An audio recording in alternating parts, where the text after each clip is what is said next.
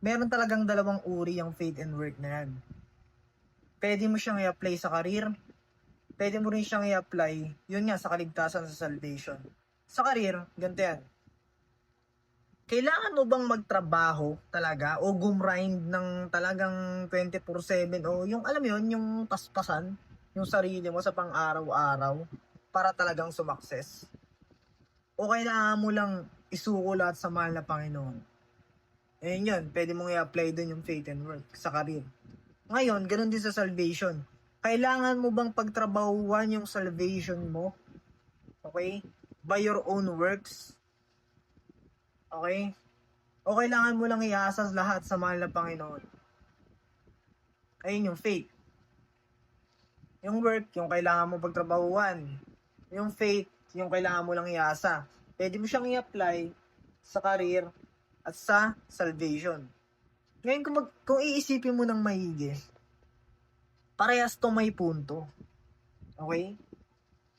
Kahit humasel ka ng humasel, sabihin natin sa career muna tayo tumingin ngayon, humasel ka ng humasel, kung hindi iaadya ng mahal na Panginoon na pagpalain ka, lahat ng mga circumstances sablay. Okay? Kahit ganong hirap pa yung pagdaanan mo o sipag, walang mangyayari. Ngayon, yun din yung kabaliktaran. Kahit naman wala kang gawin, kahit pa easy-easy ka lang, magugulat ka na lang, ikaw na yung nag-uutos. Nade-delegate mo na lang yung mga task, pumipera ka na. I mean, lahat ng circumstances umaayon sa'yo nang walang kahirap-hirap pagka sinuo mo sa kanya lahat. Ayun yung ma-apply mo sa karir.